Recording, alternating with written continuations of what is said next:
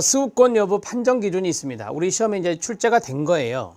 수급권 여부, 그러니까 수급자가 될 수 있느냐 없느냐, 거기에 대한 판정 기준이 두 개가 있는데, 그게 바로 이제 소득 인정액 기준과 부양 의무자 기준이에요. 자, 여기에 보면 교육급여와 주거급여는 소득 인정액 기준만 적용한다라고 되어 있잖아요. 그러면은 뭘 보지 않는다는 거죠? 부양 의무자 기준은 안 본다는 거예요. 부양 의무자 기준은 없다. 무슨 급여와 무슨 급여? 그렇죠. 주거급여와 교육급여 또는 교육급여와 주거급여인데요. 우리가 암기법으로 주교, 의, 장자, 생해라고 했잖아요. 그럼 이렇게 해보세요. 주교, 부양 의무자 없다. 시작. 주교, 부양 의무자 없다. 이런 식으로 외우시면 됩니다. 주교, 주거급여와 교육급여는 없다는 것. 자, 밑에 보시면 수급권 여부 판정 기준이 부양 의무자 기준, 교집합, 소득 인정액 기준이죠. 이 두 가지가 동시에 충족돼야 된다라고 하는 거예요. 그러면 부양 의무자 기준은 뭐냐면 이거예요. 우리가 앞에서 했던 거, 부모님, 자녀, 사위, 며느리가 없거나 있어도 부양 능력이 없거나 부양받을 수 없는 경우를 말해요. 여기까지가 부양 의무자 기준이에요. 자, 해볼게요. 부양 의무자가 없거나 부양 의무자가 있어도 부양 능력이 없거나 부양받을 수 없는 경우로서, 그 다음에 소득 인정액이 선정 기준의 이하, 소득 인정액이 선정 기준 이하인 경우입니다. 자, 그러면 이 선정 기준이 급여별로 달라요. 여기에 보면 생계급여는 중위소득의 30%, 의료급여는 중위소득의 40%, 주거급여는 중위소득의 45%, 교육급여는 중위소득의 50%예요. 자, 요게 면접에서 잘 나옵니다. 면접 대비하셔야 돼요. 당연히 필기에서도 잘 나오고요. 잘 나옵니다. 급여별 선정 기준 아십니까? 이렇게 물어볼 거예요. 면접위원이. 네, 알고 있습니다. 급여별 선정 기준은 생계급여의 경우 중위소득의 30%, 의료급여는 중위소득의 40%, 그 다음에 주거급여는 중위소득의 45%, 교육급여는 중위소득의 50%입니다. 라고 말씀하시면 됩니다. 아셨죠? 자, 이걸 뭐라 하느냐? 급여별 선정 기준이 다르다. 이것을 맞춤형 복지급여 체계라고 그래요. 이 맞춤형 복지급여 체계가 2015년 7월부터 이루어진 거예요. 2015년 7월부터 맞춤형 복지급여 체계로 전환이 되죠. 이것도 역사 필기 문제에서 잘 나오는 거예요. 그래서 2015년 7월을 꼭 기억해 주시면 좋겠습니다. 아셨나요? 자, 11번 중요하죠. 당연히 중요합니다. 그래서 이 녀석을 잘 분석해 주셔야 된다는 거. 앞에 있는 부양 능력이 없다라고 했잖아요. 쉽게 말하면 부양 의무자들의 소득과 재산을 보니까 가난한 거예요. 이분들도 힘들어요. 그래서 부양 능력이 없다라고 하는 거고, 부양 받을 수 없다라고 했어요. 부양 의무자들을 보니 부양 의무자들이 외국에 나가 있어요. 이민 갔어요. 그럴 수 있거든요. 그럼 부양 받을 수 없는 거예요. 지금 예를 하나 들어드린 거예요. 교도소에 들어가 있어요. 그럼 부양 받을 수 없는 거예요. 이해됐죠? 네, 징집되어서 병역의 의무를 하고 있어요. 그럼 부양 받을 수 없는 경우예요. 이러한 것들이 다 부양받을 수 없는 경우에 들어간다라고 보시면 됩니다. 자, 되셨죠? 11번 정말 중요한 겁니다. 꼭 알아두셔야 돼. 면접까지도 잘 나온 거. 자, 그 다음 12번 들어갑니다. 수급권자와 수급자를 구분해야 됩니다. 우리 시험에 이거 답으로 나온 적이 있고요. 수급권자는 급여받을 자격이고요. 수급자는 급여를 받고 있는 사람을 말합니다. 수급권자는 급여받을 자격, 우리가 권리할 때 쓰는 권세권자잖아요. 이러한 것들은 자격의 문제고요. 그 다음에 수급자는 말 그대로 받고 있는 분을 말한다. 구분하세요. 지역자활센터가 있고 광역자활센터는 이 지정받습니다. 지정을 받게 돼 있고요. 지역자활센터는 시, 군구에 있고요. 광역자활센터는 광역자치단체니까 시도에 있는 겁니다. 둘 다 지정받는다. 비영리법인이나 비영리단체 지정받을 수 있습니다. 사회적 협동조합도 지정받을 수 있습니다. 자, 지정 가능해요. 2015년 7월 달에 개정되어서 사회적 협동조합이 비영리법인이거든요. 비영리법인이기 때문에 사회적 협동조합도 지정이 가능하다. 시험 문제 지문에 나온다면 지역자활센터의 경우 사회적 협동조합도 지정받을 수 있다. 이렇게 나온단 말이에요. 그럼 이거는 맞는 거다. 이렇게 보시면 된다. 자, 그러면 영리는 지정해줘야 안 해줘요? 당연히 안 해주죠. 영리법인이나 영리단체는 지정받지 않습니다. 지정해주지 않는다라고 보시면 돼요. 가장 기본적이죠. 여기 나오네요. 협동조합은 영리법인이에요. 그래서 지정 안 됩니다. 그러니까 앞에 사회적이 붙으면 비영리법인이고요. 사회적이 안 붙은 협동조합이면 영리법인이에요. 그러니까 영리법인은 제가 말씀드렸죠. 지정을 못 받는다. 이렇게 설명해 드렸습니다. 나온 김에 말씀드릴게요. 협동조합 기본법이라는 게 있어요. 우리 시험에 딱 한 번 나왔는데, 자, 협동조합 기본법은 2012년에 제정이 되었어요. 2012년에 제정되었는데 이 협동조합이 두 가지가 있어요. 하나는 그냥 협동조합이 있고 그 다음에 사회적 협동조합이 있습니다.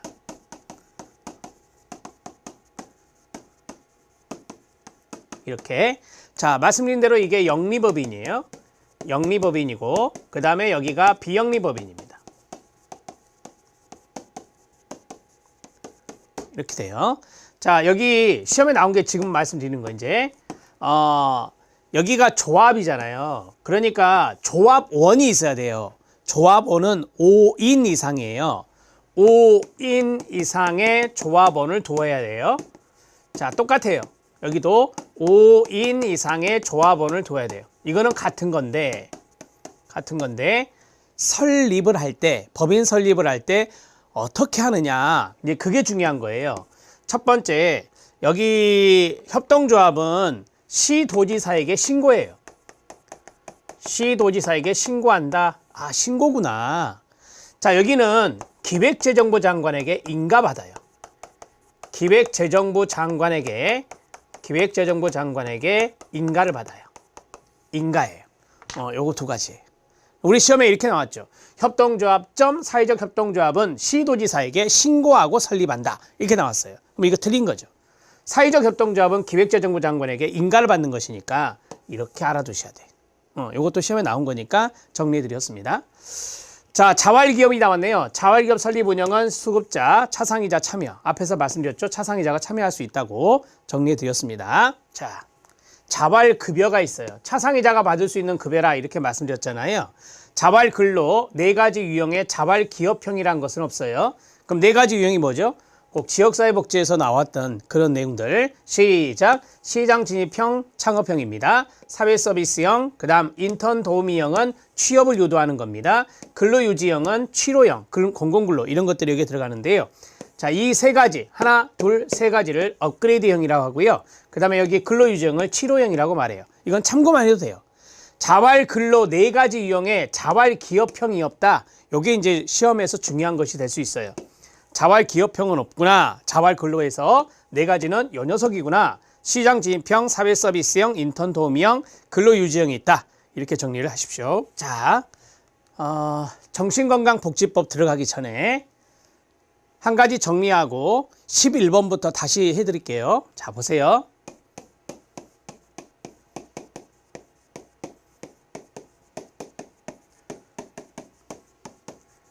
자활기업 구성원이 있어요.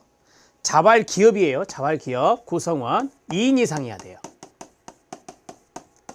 구성원이 2인 이상이어야 된다고요.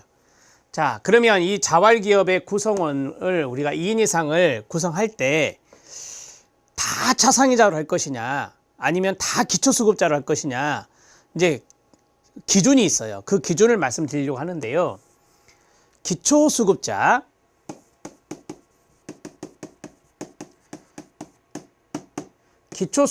경우 전체 구성원의 5분의 1 이상이어야 돼요. 예전에 이게 3분의 1이었거든요. 이게 3분의 1이었어요. 이제 3분의 1이 아니에요. 5분의 1 이상 또는 기초수급자 플러스 차상이자까지, 기초수급자 차상이자까지 해서 전체 구성원의 3분의 1 이상이어야 돼요. 이렇게 기초수급자, 차상이자, 전체 구성원의 3분의 1 이상이다. 요 두 가지 이렇게 정리를 하시면 됩니다. 되셨죠? 네. 이 자활기업의 구성원이 기초수급자의 경우 전체 구성원의 3분의 1 이상이어야 한다라고 딱 한 가지만 있었거든요. 그런데 이렇게 바뀌었어요. 그래서 3분의 1이 아니라 5분의 1. 그 다음에 기초수급자와 차상위자가 합쳐졌을 때는 전체 구성원의 3분의 1 이상이어야 한다. 이렇게 정리하시면 됩니다. 팁으로 말씀드렸습니다. 자, 이제 앞으로 넘어가서 얼른 스킵해서 보면서 하고 정신건강복지법 들어가요. 자, 집중, 초집중.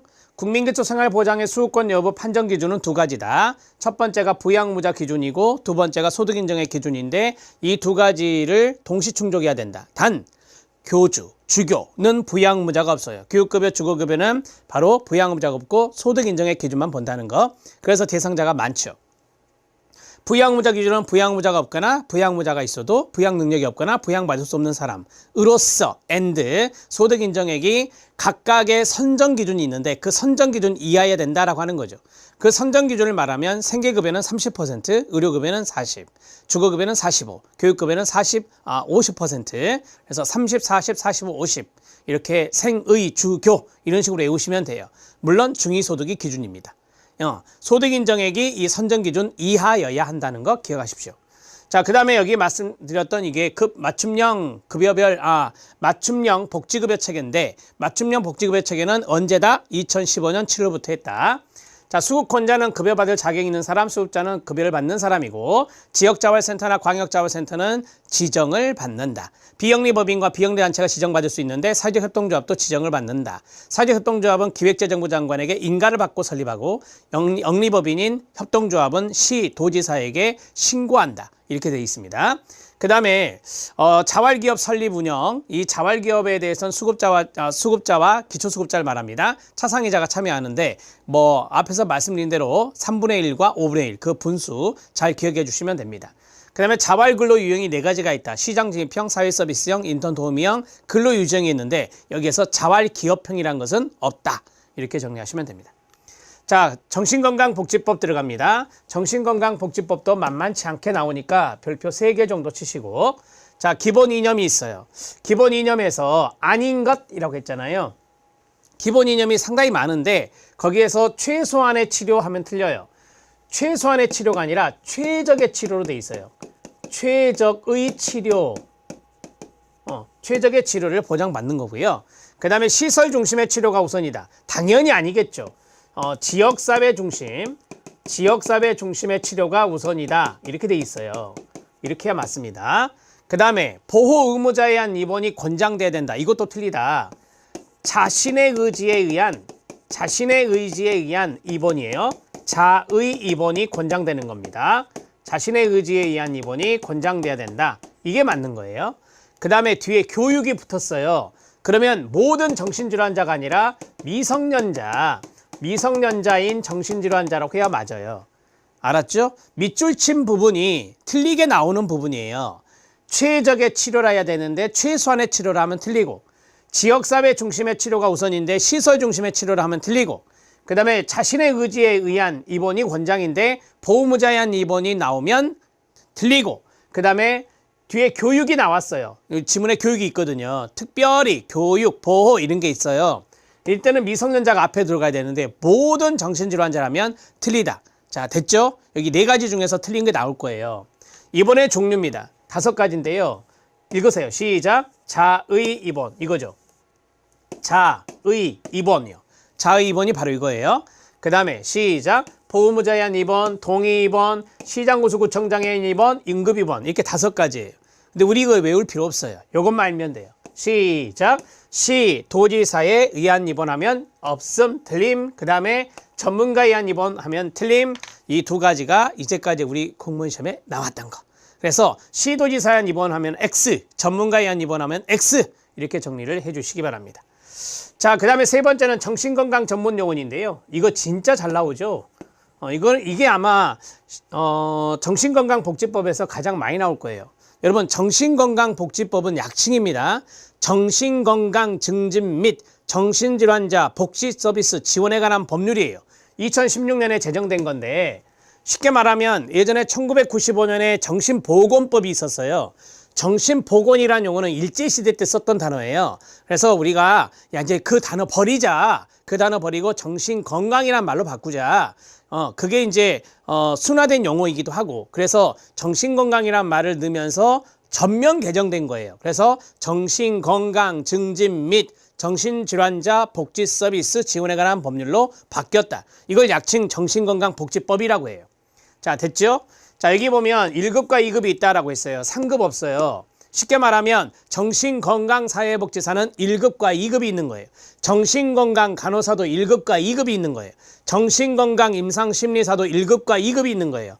자, 어디 있어요? 여기 시작. 정신건강사회복지사, 정신건강임상심리사, 정신건강간호사, 이렇게 세 사람. 이걸 정신건강 전문요원이라고 해요. 정신건강 전문요원. 그러면 정신건강사회복지사 하는 일, 시작. 상담, 안내, 조사. 이게 법에 나와요. 요 세 가지. 개별 업무가 있거든요. 상담, 안내, 조사 세 가지만 알면 돼요. 그 다음에 임상심리사는 심리, 평가 이런 거 나와요.